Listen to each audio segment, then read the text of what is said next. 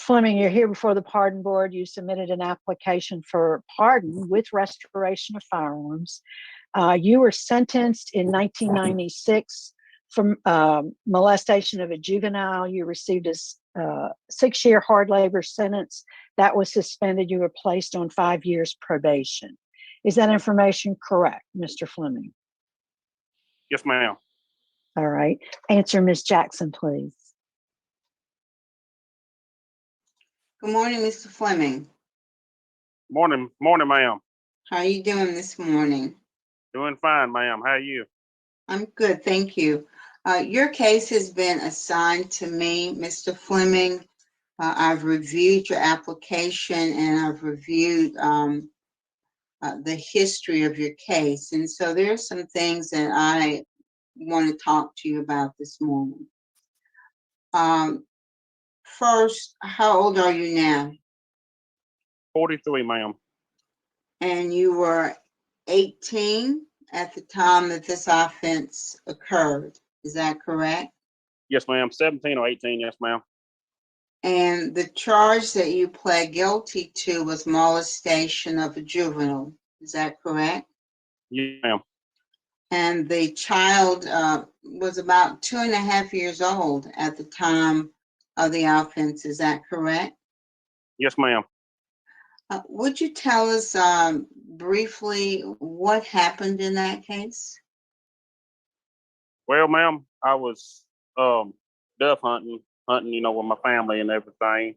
And the mother of the kid, I always used little daughter went around naked around the house, and I had was taking a shower, and I come out of the shower and seen a little kid run around naked, and I started laughing, and I think the mother got upset at me, and so she tried to say that I did something to the kid, and to make all things okay, I just,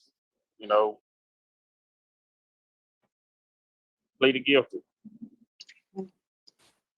Mr. Fleming, are you aware that when we review these cases, we have all the history going back all the way to 1996, which includes the police reports, which includes witness statements, which includes your own statements at the time of the incident.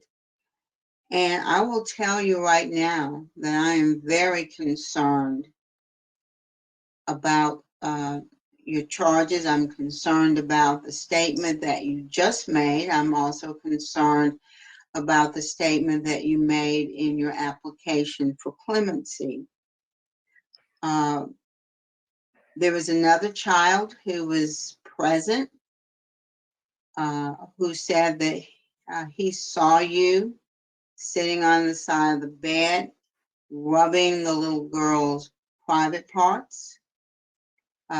Ultimately, you told, when you were interviewed by probation and parole for the pre-sentence investigation and talking to the police, you acknowledged trying to have sexual intercourse with a 2-year-old child, and you were unable to penetrate her, and you stopped. The child was taken to the hospital. There was redness in her vaginal and anal areas, which indicated some trauma to those areas. And yet you come before us today telling us that this was just a misunderstanding because you laughed at a child for being naked. Yes, ma'am. At the time, I was just scared, and I just said what they wanted to say. I mean, what I thought that, they wanted to hear, and I didn't. Why would you say that? Why would you say, and why would you plead guilty to a major felony just to say what they wanted you to say? I was scared at the time, ma'am, and that's the reason I did it.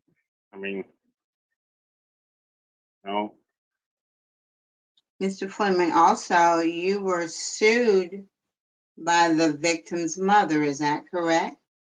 Yes, ma'am. And in fact, a judgment, a settlement was reached, and your family ended up paying about $36,000 as a result of your offense. Is that correct? Yes, ma'am. Mr. Fleming, none of that would have happened. You would not have been convicted of a felony.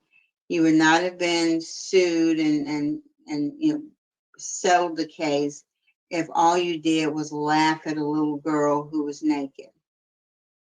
And it's very troubling to me that even now, the reason that you give for wanting to have a pardon It was my is, cousin. I know it was your cousin, which makes it even worse. Because the reason that you give for wanting a pardon is so that you could adopt a child. How can we, in good conscience, allow someone who has previously molested a child, who has not accepted responsibility for his action, to be put in a position where this kind of information would not be available to any kind of agency who might be inclined to place a child with you and your wife?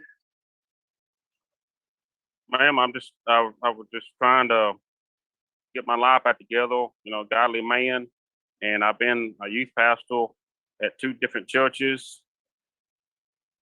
And I'm just trying to get my life back together and get this stuff off of me, that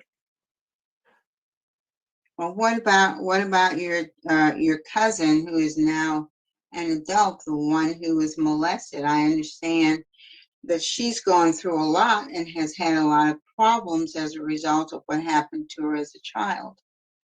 So why is it about your life and not about her life, and how this has affected her life?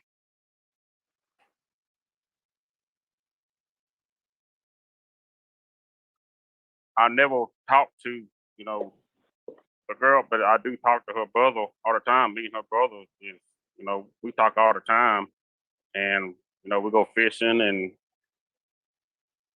but for the girl, I mean, I never talked to her or her mom. Matter of fact, the mother and my uncle, which I talk to all the time, they are divorced, and they were having trouble at the time anyway. And I was just, I'm trying to just, go on with my life and be more godly, godly man. And I'm working now in Jackson, Mississippi, at the Chevrolet dealership. And, I'm trying to better myself. Were you diagnosed with having a learning disability, Mr. Fleming? Yes, ma'am. I was diagnosed with having ADHD back in high school. Is that all? Um, they said at one point I had to learn a disability. I didn't learn like others learn. I was learning a little slower, but I believe that was all I was diagnosed with at the time was ADHD. And what do you do at the Chevrolet dealership? I'm a wholesale parts salesman. Been parts salesman for 24 years at one dealership, and I've just started here back May 10th. You started what back? I just started here at this dealership May 10th. I see. So you sell parts. Yes, ma'am. I sell parts. You don't work on vehicles. No, ma'am. And so you didn't go to school to be an automotive technician. Yes, ma'am. I went to automotive technician school, but I decided because my dad was doing parts, I decided that I wanted to sell parts. But I do work on my own vehicles during my spare time. But far as mechanic work at the dealership, I didn't go into that. I went into the parts business. But I did go to school for automotive technology. Have you ever gone through sex offender treatment?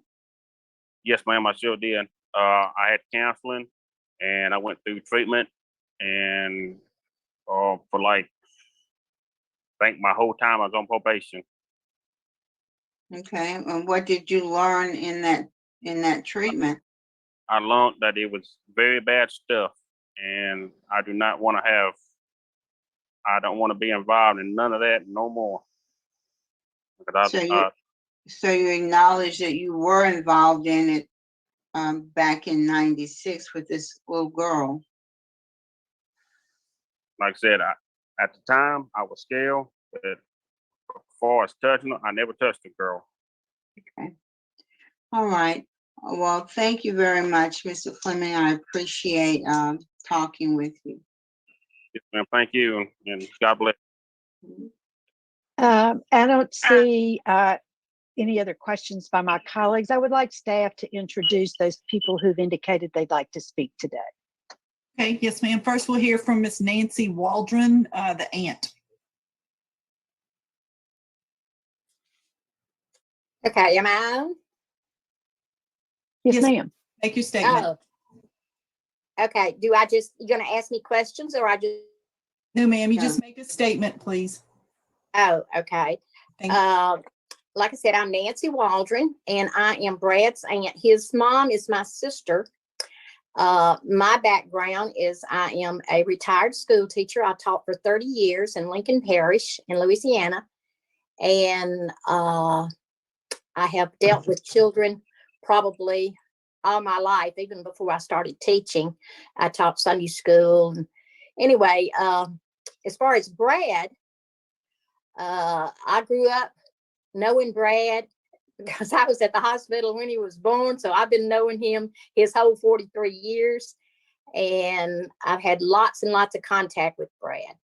He used to come and stay with me during the summertime for like a week. And I had 3 boys and all the neighborhood kids were over.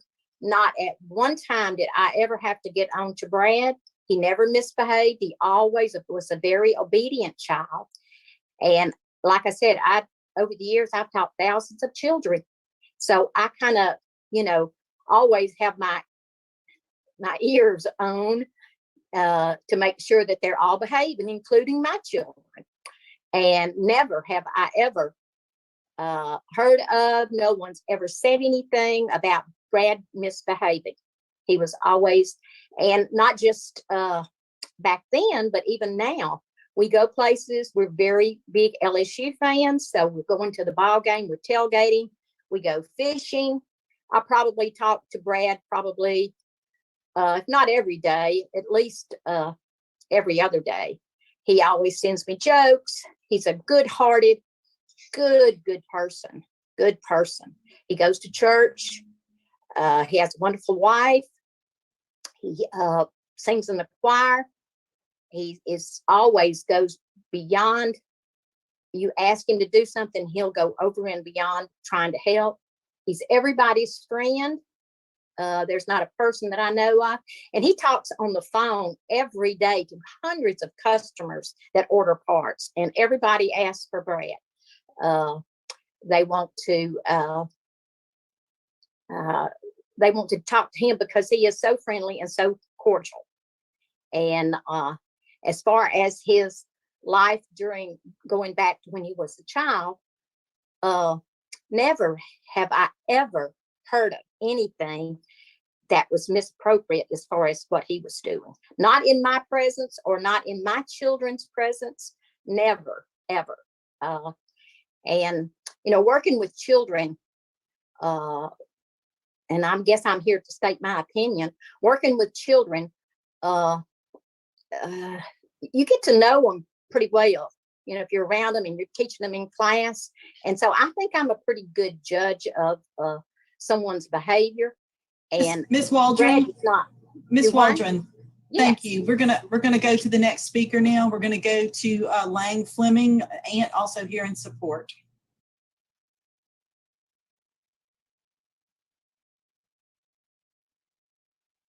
Are y'all ready for me? Yes, ma'am. Okay. My name is Lane Fleming. I'm Brad's aunt by marriage. I'm married to his one of his father's brothers. We've been married 31 years. Brad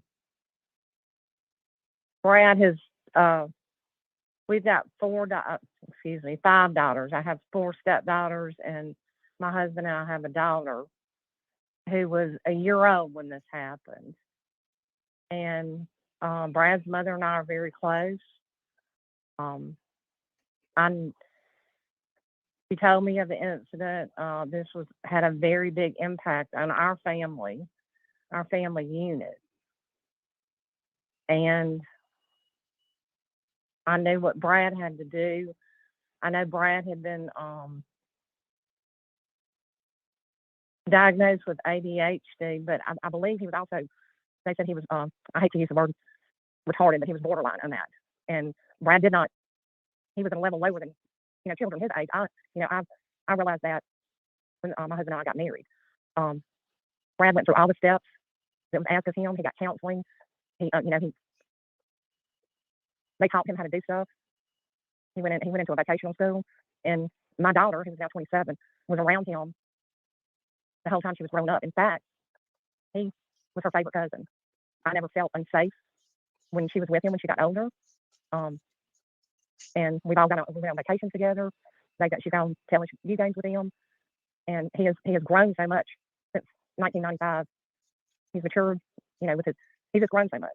Him at 18 was not like most 18-year-olds, but he has grown, he has matured. He's an excellent worker. He's a good nephew to us. He's been a good cousin to all 5 of our daughters. He's never acted inappropriately to any of them.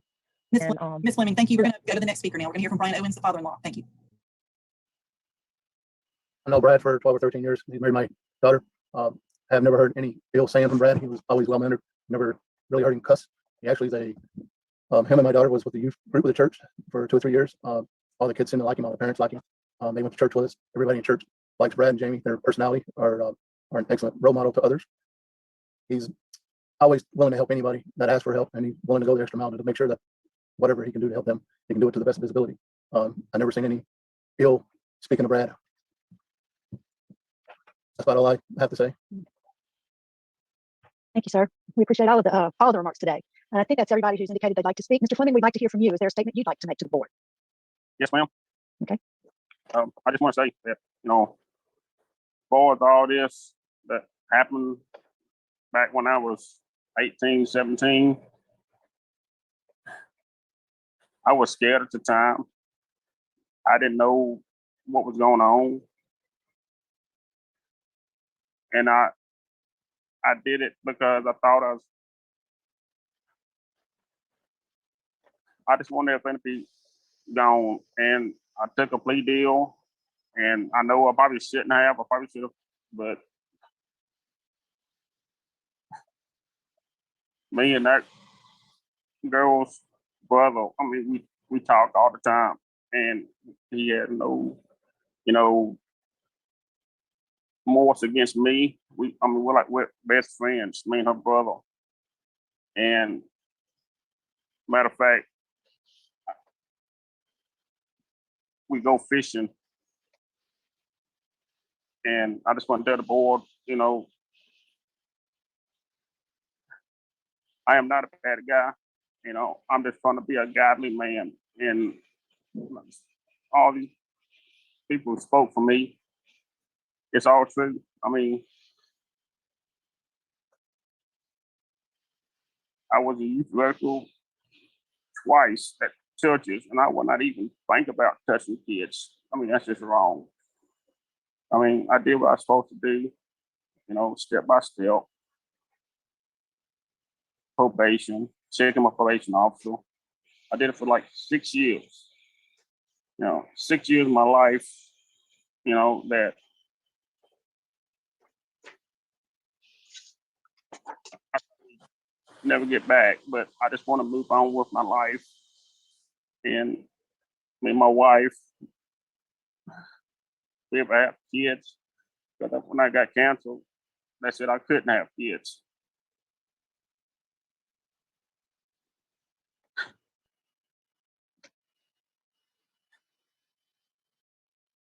It's just like,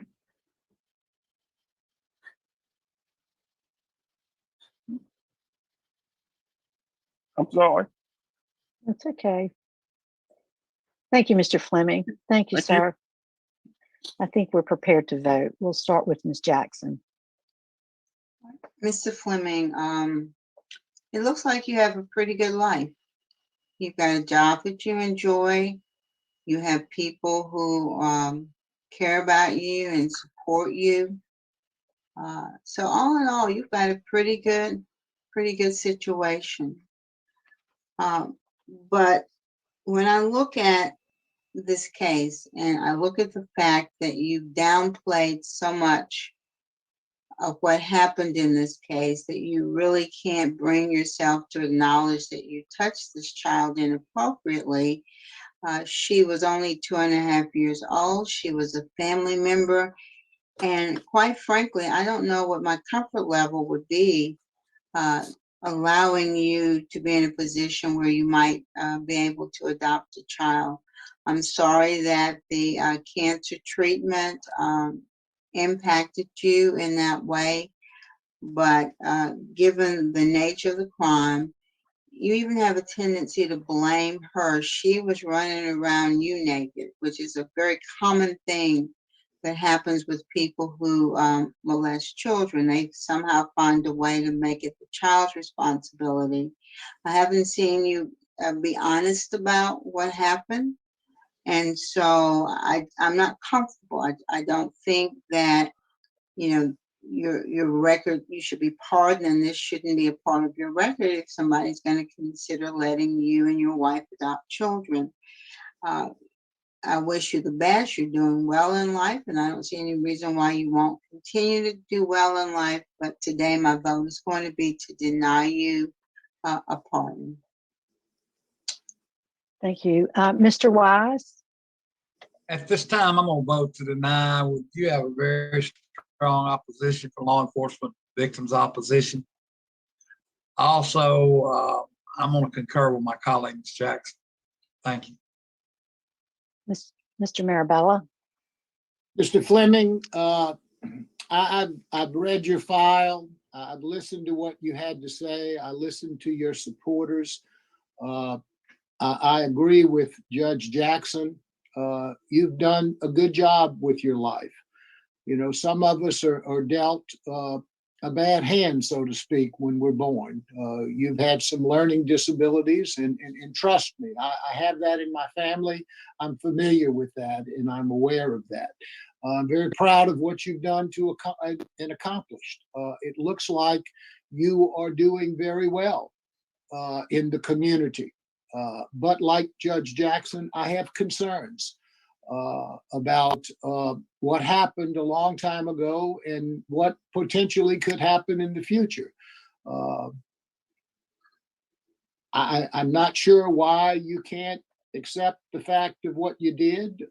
Maybe it's because it's pretty bad. I'm not sure. But you should be commended for what you've been able to accomplish in your life with all of your limitations. But I just can't vote as well to grant a pardon.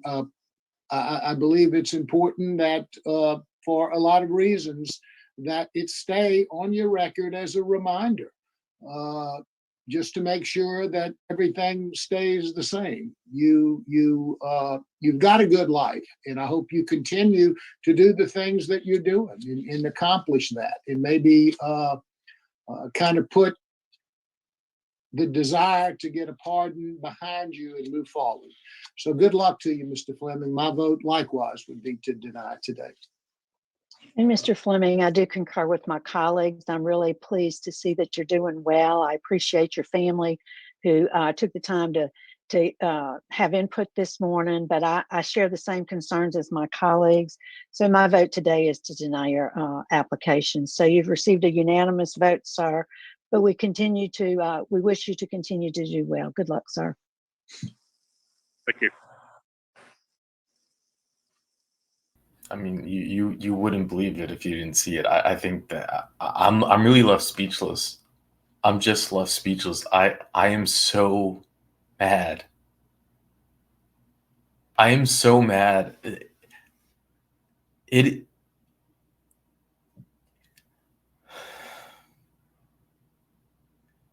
I mean, can you imagine? He's trying to get a commutation so he can adopt a child. This roach, this predator, this monster, then has his family come around him and support him and talk about how, I mean, they kept talking about their daughters and how he spent time with their daughters. And I think anyone who has any objective thinking is just getting like chills down. Like, what is happening? How can you all be so blind, willfully blind to the situation that you're seeing? What? You just have to thank the commutation board. Really, the last line of defense.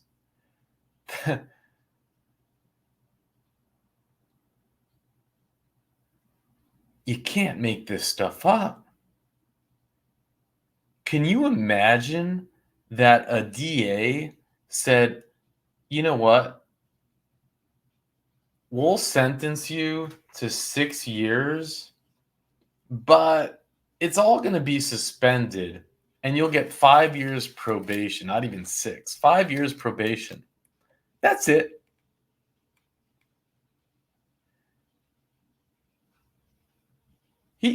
He didn't spend a day in jail. Maybe he spent a day. And to add insult to injury, in his final statement, he says that the period of my life on probation I'll never get back.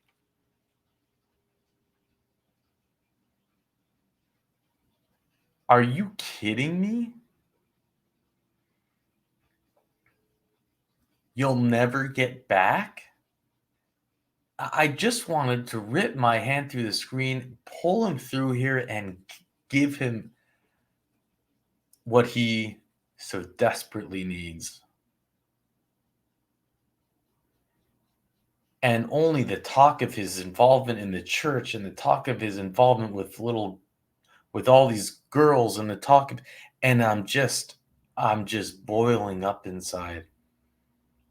And the way that his family members talked in support of him, and they always talk like that. They always sound like complete. They all sound the same, you know? I'm so glad Miss Jackson had this interview.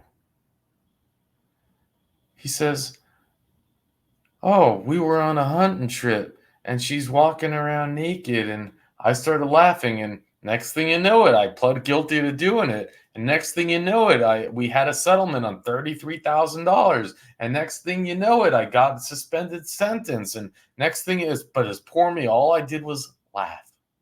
It's like, are you kidding? What? He says, now I'm good friends with her brother, the girl. He kept referring to the girl. I'm good friends with the girl's brother. I fish with the brother. And then even at one point, when they're talking about what he did, he said, well, she's my cousin, as if it was a defense.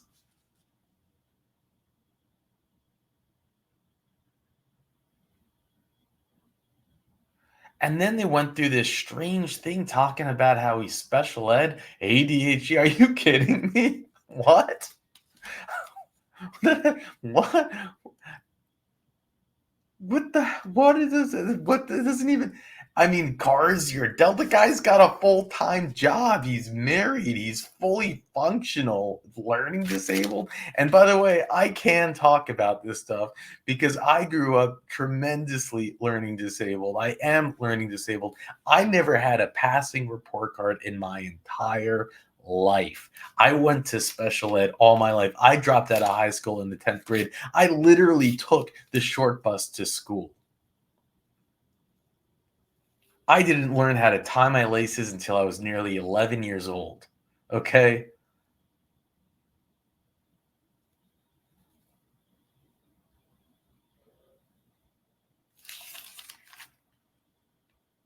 I have no sympathy for that excuse. Zero. It's not even something that should be brought up. I'm insulted that it is. Delta bad hand.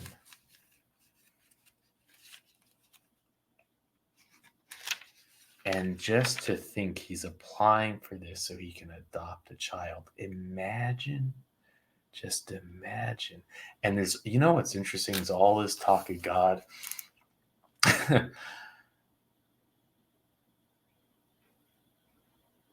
Man, I don't know if you want to call it karma or just the stars aligning or God, whatever you want to call it. But the idea that he can't bring a kid into this world is, I think, just the biggest blessing. And then that he tries to adopt one. How terrifying that is. Imagine if he got commuted and then he adopted a little girl.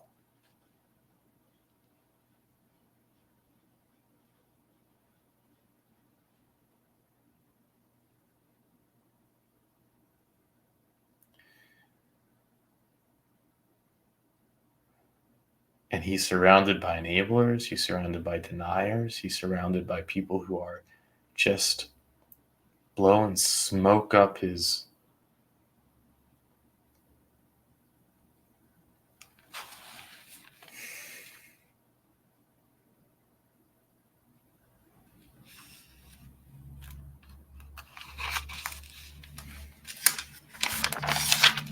and then you hear the just the sickening aspect that the 2.5-year-old girl, she did suffer from it. She's still suffering from it. The girl. And you can see it divided a family. Her parents got divorced. You can see one side of the family and the other side. It completely destroyed a family. And they took his side. I can already see how this played out. They took his side, called it a lie.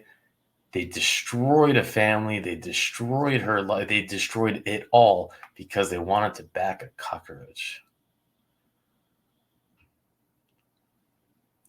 Who knows what damage he has caused? Just my speculation. We have no proof of anything. But if data has anything to do with it, you don't do this type of thing once. Again, just speculation. Just my opinion.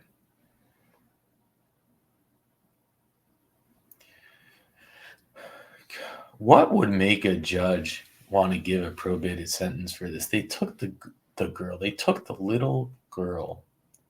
The little 2.5-year-old baby. A 2.5-year-old baby. You can't even, to the hospital, there's physical evidence, and the judge says, I'll give you a probated sentence? You know, something has gotten better. This crime took place in 1996.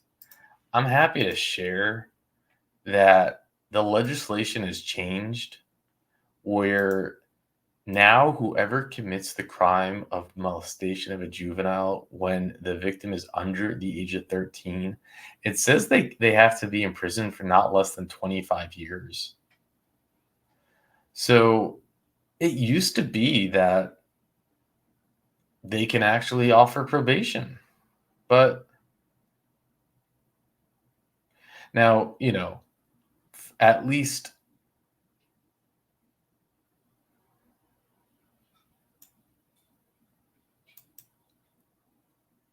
and isn't that a surprise?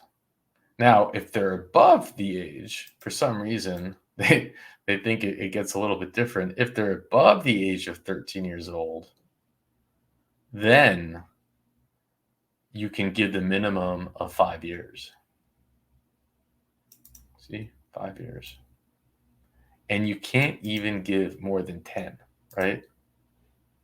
So if she's 13 years old, you can give a minimum of 5 and you can't even give more than 10. So the laws still need a lot of work.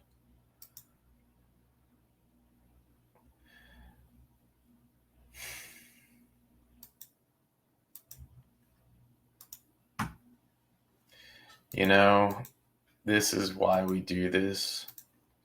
Because really,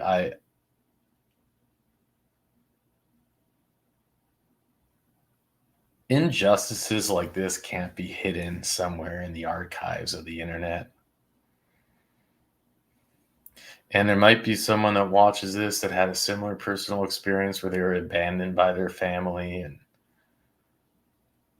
or where their family was torn apart, or I don't know what, but you're not the crazy one. They're crazy. They're all crazy. And you have sick people out there. Really, I think it goes from the judge that allowed this sentence to pass to all of his family members, to the legislation that was written to allow it. There's a lot of things that had to align for his sentence to even for him to be in the situation that he's in. And interestingly enough, the world conspired to keep him from bringing a potential victim into his life, at least as an adopted child or even a birth child. And the board made sure that it didn't happen, and at least we can sleep a little better at night. And with that, I'll let you go. Aggravated battery, forcible rape, and crime against nature. You were sentenced on 6/1996, 6/1996, and 9/1807, and 9/13/2010.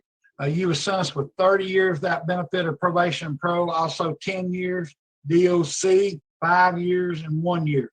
Your parole date is 1/26/2021 with a good time not eligible from full time of 10/24/31.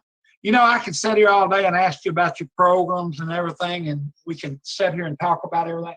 But one of the things I have a problem with, you general disciplinary conduct, you had 4 B class write-ups in 2019, a 2, a 5, a 10, and a 3. Could you tell me what caused that? Sir, I can only take responsibility for it. I can't give you no excuses. I committed to charges. I'm sorry I committed to charges. I feel sympathy for the people I've harmed, correctional officers.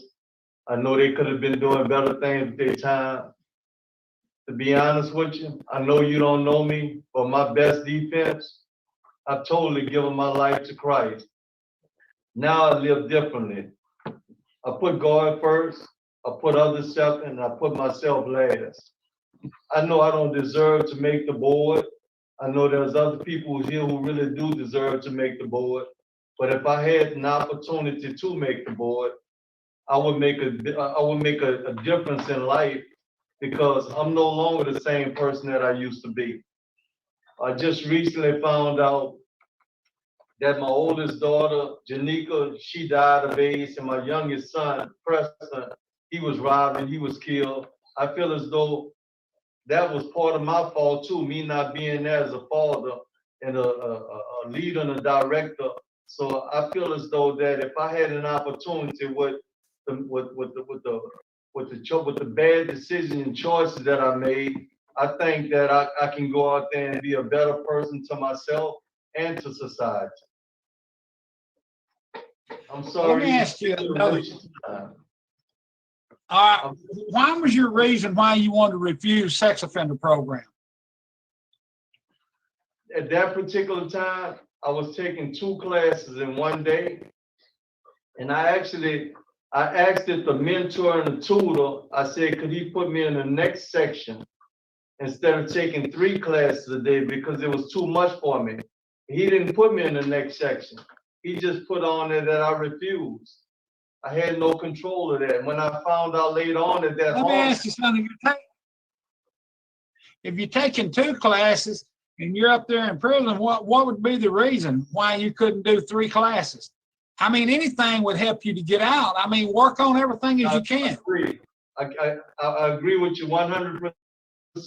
Had I known then what I know now, how that was going to affect me, and it was gonna come back upon me and it was gonna hurt me from possibly getting my freedom, I would have taken 10 classes in one day. I can't change the past, but Well, what about sorry I didn't do the right thing. Well, what about refusing of the substance abuse treatment program?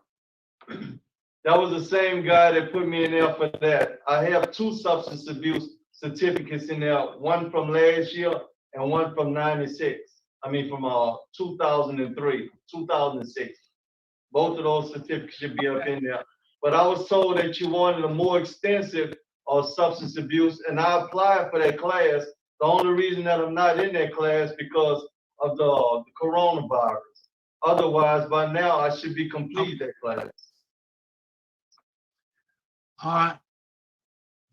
Well, I think you need to get you some more programs and these disciplinary write-ups. You can't be having these disciplinary write-ups this close to your sentence. Wardens, anything that you have to say on his behalf? No, there's nothing else I can add. Okay, thank you very much. At Sorry this for time, wasting Ms. time. Pearl Wise.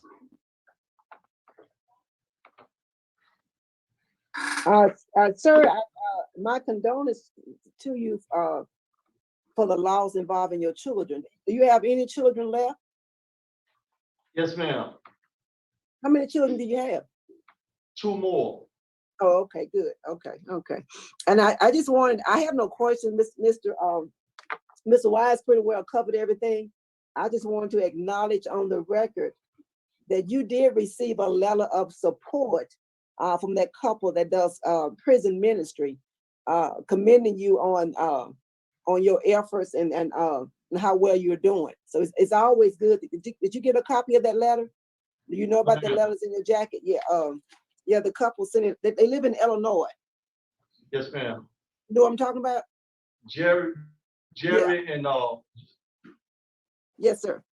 Jerry and Amy. Yes. Vander Mullen. Yeah, I'm trying to get back to, yes, sir. They wrote a letter. Yeah, Jerry and Amy, that's correct. Yeah, they wrote a letter on your behalf, attesting to your growth and how much you've grown, how you show compassion now and you care for the small animals around the prison yard, and you've become a friend to many. And I just wanted to state that for the record. I think the letter was dated sometime in August of this year, August of 2020. That's all I had, Chairman. Okay, Mr. Roche. Mr. Chairman, I have no questions. Okay. At this time, I see the victims here today. Ma'am, is anything you'd like to say to the board? Unmute your mic.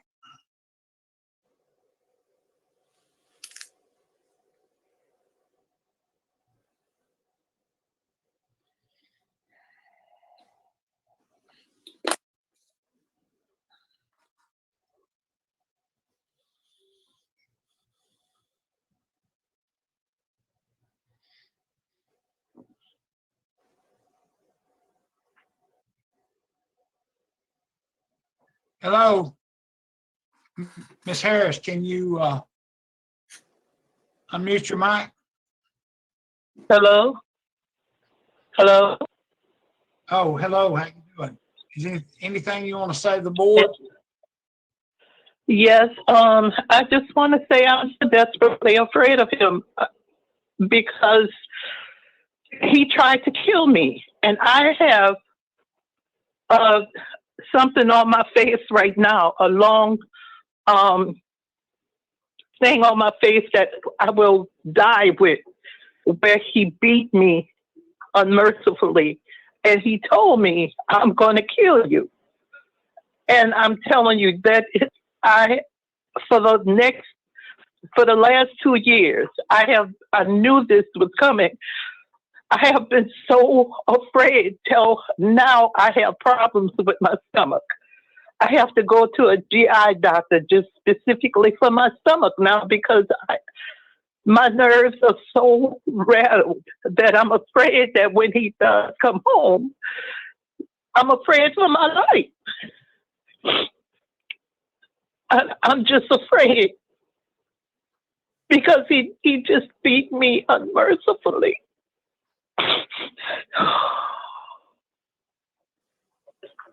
I don't know what Okay, else ma'am. to say. I'm afraid. Okay, thank you very much. Did you get the letter that I sent in? Yes, ma'am, we got everything. We got everything. Okay. We went over it. Okay, thank you very much. Okay, Mr. Randall Myers. Yes, sir. Good Thank you. afternoon. Randy Meyer, Assistant DA Jefferson Parish. We are very strongly opposed to Mr. Bernard's request for parole. Number one, we don't think he's eligible for parole. We think he was sentenced without benefit of parole, and I don't believe 790 applies to him. But even if it does, he was a violent and dangerous person back in 1995. His prison record has proven that he remains a dangerous and violent person. He's got 2 sex offense convictions from 2005 and 2009, and the 4 disciplinary reports for aggravated disobedience, fighting defiance in 2019. Doesn't matter what he says, his acts and his records prove he is violent and needs to remain incarcerated for the remainder of his term. Thank you. Okay, sir. Thank you very much, Mr. Randy. Anyone else have anything to say before we vote? At this time, no other questions. The board will be voting, and I interviewed you, and I'll be voting first. Today, I'm voting to deny. One reason, because you refuse, and you need the sex offender program. Mr. Wise, Also, your disciplinary right. Did he give us a statement? Did we get his statement? No, I did not. Okay. Go ahead and give your statement. First of all, I would like to say to the victims, I'm sorry for what I did to them, and I understand that they don't forgive me, and I don't hold no type of animosity in my heart toward them. When I committed those crimes, I was on crack cocaine, but that's still no excuse because I chose to choose crack cocaine. And the lady said that I put the scar on her face. I am so sorry, ma'am, that I put that scar on your face. And even if you never forgive me, I want you to know from the depths of my heart, even if I spend the rest of my life in prison, I want you to know that I mean it from the bottom of my heart. I'm sorry for what I've done to you. That's all. Okay. At this time, I'll be voting. I'm gonna vote to deny your parole because your programs, you have 4 programs. You need the sex offender program, also your disciplinary write-ups in 2019, and strong victims and law enforcement opposition against your release. At this time, Ms. Pearl Wise will be voting. Sir, I vote the same for the same reasons. I understand. Sorry for wasting your time. Mr. Bernard, have a nice day. Mr. Bernard, the hearing is not complete yet. Yes, sir. Mr. Bernard, Yes, sir. based upon multiple victim opposition, law enforcement opposition, a general conduct that's unacceptable, no sex offender treatment, victim adamantly opposed, a history of violence, the lack of programs, my vote is to deny your request. I understand, sir. Today, your request has been denied. Thank you very much. Well, All right, Larry. I'm gonna talk to you a little bit later. Wise? There was something, I don't know, rewarding about watching this. It's with it, Mr. O'Shea, when he came in there at the end and he said, "Mr. Bernard, the hearing is not done." And then he goes in there with his little mic drop. That was just wonderful. And you know, when you saw the survivor come up and speak, it almost looked like his face went completely like paralyzed, like he was oh no. And then you have Randy Meyer, because what's interesting is I don't think they announced it at the beginning that he was coming in here, and we didn't see him on the screen. So then he comes in here with like a right hook. I feel like Bernard came in here thinking, okay, I'm gonna get paroled, and then you have the survivor come in with like a left and a right and an uppercut, and then Randy Meyer on the shining white horse comes in and puts a spear through him. And then you have Jim Wise, of course, end the hearing before it actually ended. Miss Wise, what a duo, Jim and Miss Wise, huh? Say he needs to make a final statement, and then he comes in with the final statement, which we've heard worse, but I do think this is the classic manipulation. It's like he knew he was denied, and he goes in there, but he says, I don't hold animosity in my heart against my victims. Like, what are you saying? You don't hold animosity in your heart against the people you basically, like, you heard the terror in her voice, you heard the fear. Can you even imagine that someone can still hold that kind of fear when this man is sitting locked away in Angola, and still that fear is fresh as if what he did to her, the scar she has to wear on her face every time she looks in the mirror. And he doesn't hold animosity in his heart against her. At least he didn't say, if I could take it back, I would. If you're trying to look for some type of bright spot. But really, I just looked at the response. I was on crack cocaine. Well, at least he, we do see people who've committed horrible crimes that say they do it all sober, right?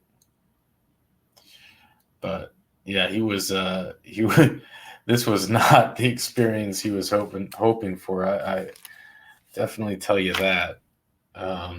He took a walloping. Well, we can move to the next hearing. Your offense is aggravated rape. Your original sentence was on July 20th, 1998. You were resentenced on January 20th, 2012. Your sentence originally was life without benefit of probation, parole, excuse me, without probation, parole, or suspension in sentence.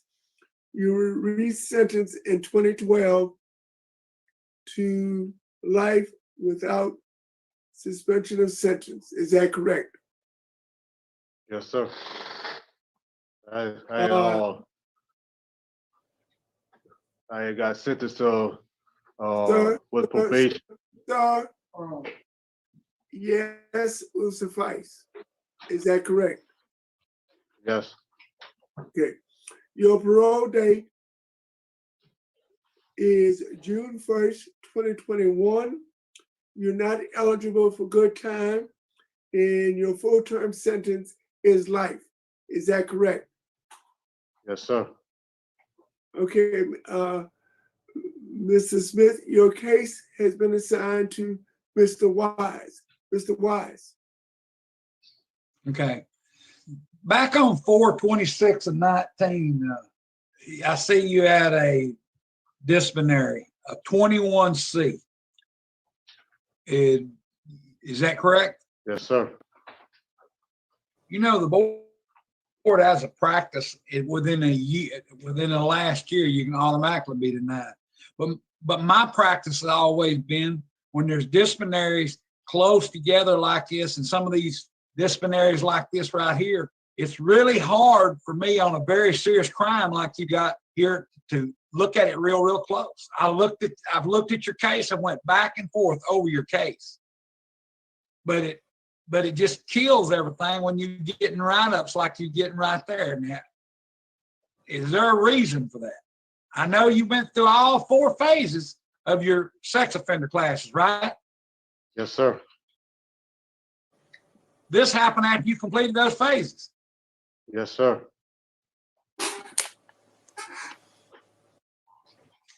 And I know you family members here, they love you and they care about you and they want to be with you, but I mean, you kind of tie our hands, you know, on some of these things. It's a very serious case here that we're looking at.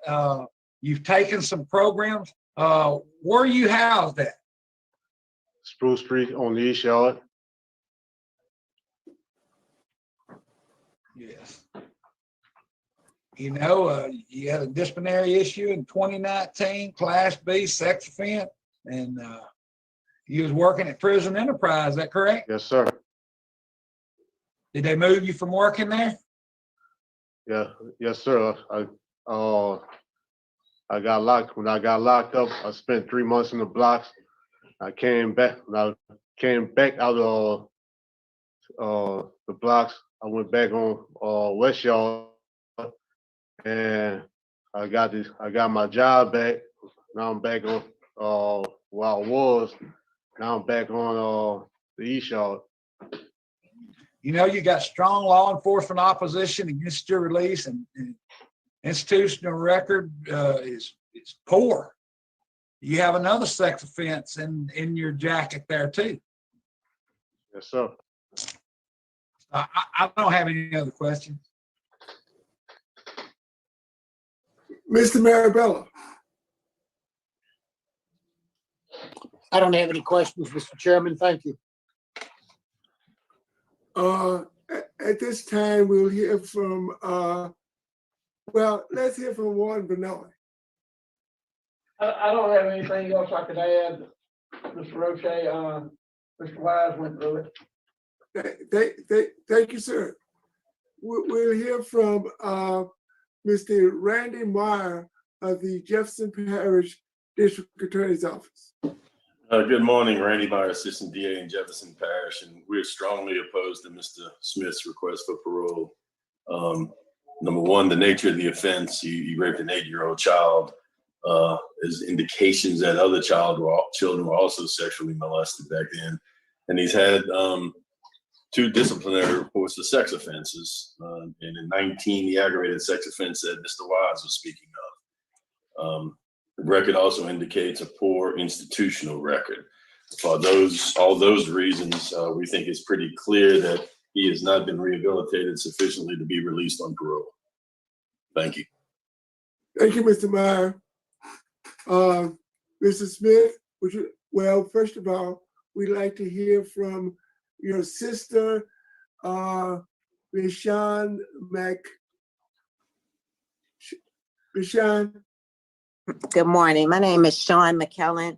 I am Michael Smith's sister. I do want to say thank you for the opportunity for allowing us to speak.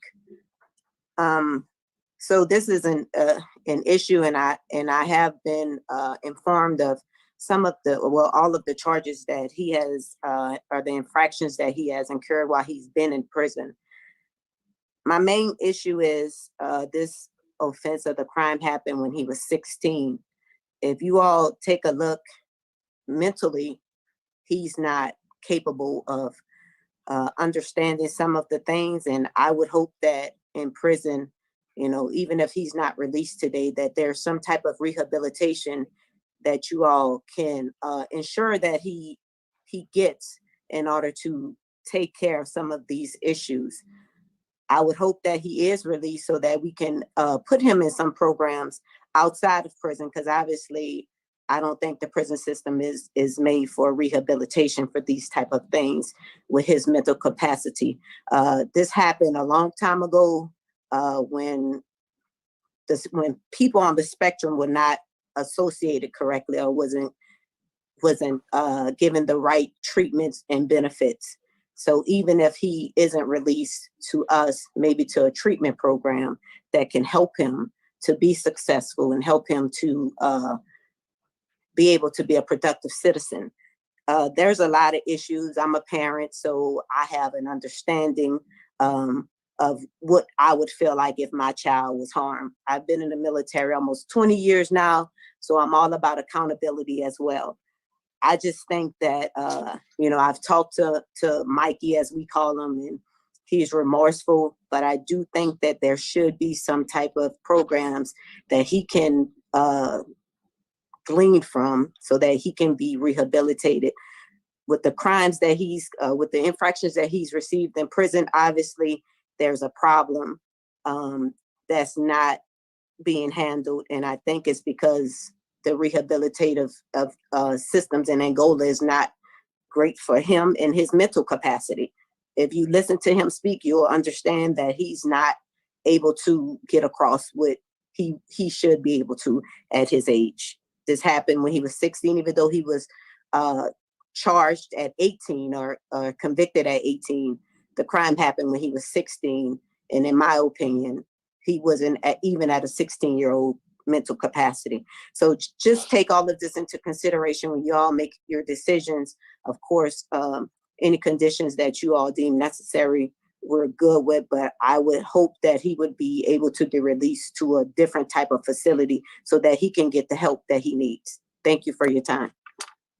Thank you, Ms. McKellen. Mr. Smith, would you like to make a brief final statement? Yes, sir.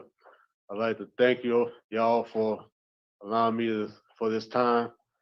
And I do have a statement that will probably help me out, but I hope y'all take into consideration that it's been a while since my last write-up, a year and something. Even though it's been a while, I'm not. I am remorseful for what I did, and I'm sorry for hurting the victim, his family, and my family in the process. And this is a long process for me to go through, and I appreciate y'all time. Thank y'all. Thank you, Mrs. Smith. Is the panel ready to vote? Yes, sir. Mr. Wise. At this time, I'm gonna vote to deny. I'm voting deny because of a disciplinary write-up of 21C in 2019. Also, very strong law enforcement opposition and VA opposition. And I am saying this, you get in some programs, you work in some programs, if there's any way, Warden, they can, and I know they're doing some kind of mental health treatment there with you and help you any way they can. Thank you. Thank you, Mr. Wise. Mr. Marabella. Mr. Smith, I'm going to agree with Mr. Wise this morning. I'm going to deny your parole. I'm going to suggest that you take whatever classes you can. I think your sister made a good point on maybe you getting some mental health help and some things like that. So I would encourage you to try to do as much of those programs as you possibly can. So good luck to you, sir. Thank you. Mr. Smith, I think all the services that you need is located at Louisiana State Penitentiary. All you have to do is avail yourself to those services. When you put into those, excuse me, when you put into those classes, sit on the first row, pay attention, get all the information. All the services that you do need is at Louisiana State Penitentiary. Mr. Smith, you received 2 votes to deny your request based upon a general disciplinary conduct that's unacceptable, law enforcement opposition, a poor institutional record, and strong opposition from the Jefferson Parish District Attorney's Office. My vote also is to deny your request. You have received 3 votes to deny your request. Your request for early release has been denied. You have a good day. All right.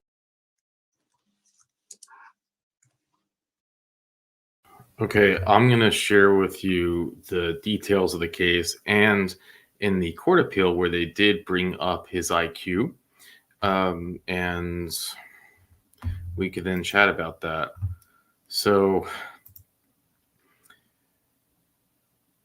he was convicted by a unanimous jury of aggravated sexual assault of an 8-year-old boy and sentenced to life imprisonment without the benefit of parole, which is quite incredible that they give a life sentence for this in 1999 when it was decided. But I mean, we just don't see that. I mean, we see this type of stuff all the time where they get just 5, 10, 15 year sentences. So I mean, it's just it always confuses me.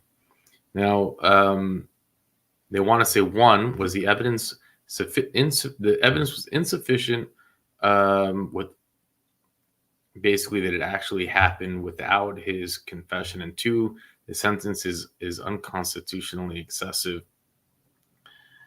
So the victim in this case is called G.A. Herein testified that on June 16, 1996, he was watching television and about to fall asleep when Smith put his hand over his mouth, pulled down his pants, and tried to stick his weenie in my butt. That's his quote. That's what this poor 8-year-old kid experienced. So, yeah. GA said Smith was squishing him and had his thing in his booty for about 1 minute when his cousin walked into the room. Smith then fled.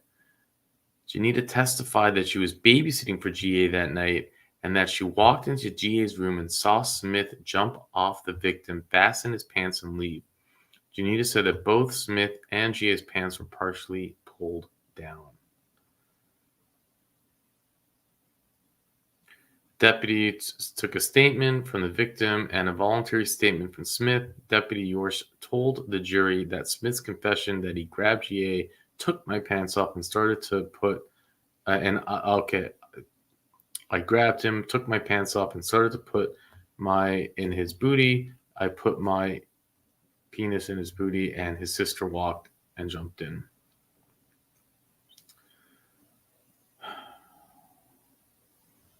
They're saying to be considered full-on sexual assault in this case, there must have been proof beyond reasonable doubt of some, full penetration.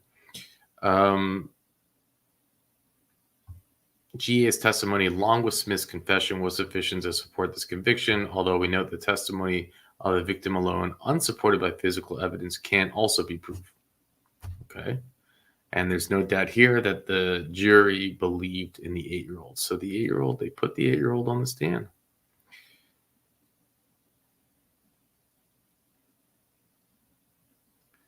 So Smith was 16 years of age when he assaulted GA. 2 doctors testified in Smith's trials. Dr. Reen, a psychiatrist, and another clinical psychologist. Dr. Colville said Smith had borderline mental disabilities in what Culver called that gray zone. Smith's intelligence is below average, Dr. Culver said, but he is not in any obvious sense very mentally, I'll just say it, YouTube algorithm, if you want to strike me down, whatever, retarded. I'm saying this clinically, reading it. Dr. Culver was asked if Smith knew right from wrong when his crime was committed. Dr. Culver said, as best as I could determine, he did know right from wrong when it occurred. And that's obvious. He jumped up and ran away. He covered his mouth so he wouldn't scream. Dr. Sauter testified that Smith's IQ was 67, but that Smith, did not consider Smith to be mentally retarded. Smith was, according to Dr. Sauter, right on the edge between that and just being in a very, very dull, low average range. Smith, Dr. Sauter found, is quite capable of knowing the difference between right and wrong. Now, the thing is about whenever doctors testify as witnesses, I take very little credence to what they say, because if the state brings the doctor, you pretty much know what the doctor's going to say.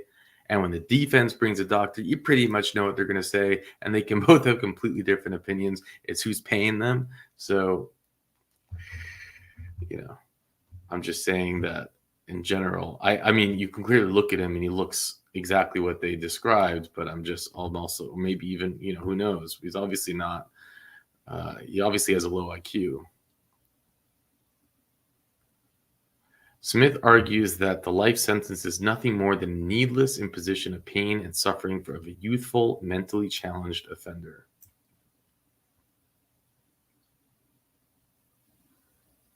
Smith received the only statutorily mandated sentence for one convicted of. Oh, this is interesting. That was the mandatory sentence at the time. I just don't.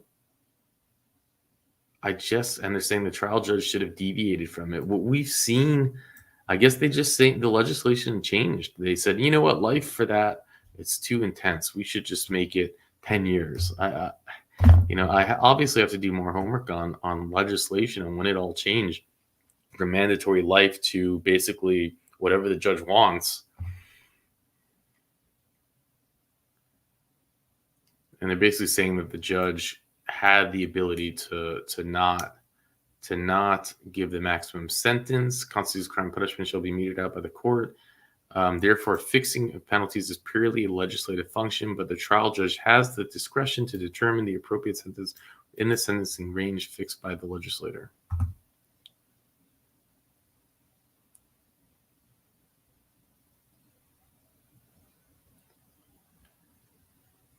Huh. His attorney objected the sentence but didn't give a reason. That's great attorney, huh? And it doesn't even seem that his attorney brought their own expert witnesses. It was just the state that brought their expert witnesses. Now, and of course it was denied. Now the question I guess we can bring to you is, should he be in a mental hospital or Angola? I don't think he should ever be free because he is a danger, and you can't take a coin flip and put another child's life at risk. Also, if you're curious about the full details of the write-up that he got, and again, thank you, Jen, for emailing me a copy of Angola's handbook, 21C. So it's a sex offense, and C means that it was an offender on offender contact or attempted contact between, their private parts and other private parts, including penetration or attempted penetration, however slight contact or attempted contact between the mouth. And they just go into all those words. What I'm trying to find out is if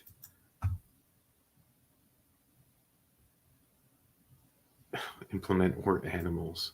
Two or more offenders who have obviously been interrupted immediately before or after carnal copulation, use of genital organs for one of the offenders. Okay, so it's not like he was doing it against someone's will. It seems that this was consensual.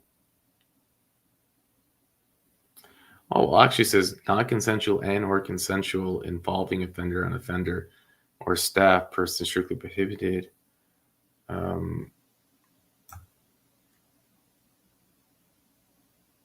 Oh no. So a class A would have been non-consensual. C means it was consensual. But there you have it. You tell me where you think. In my opinion, he should not be free. You can't. He is a danger. The child you cannot risk. What is his freedom to flip a coin on changing another child's life forever? I guess the question is, you can say, is should he be in a different facility? I don't know the answer. You tell me. That's my opinion. With that, I'll let you go.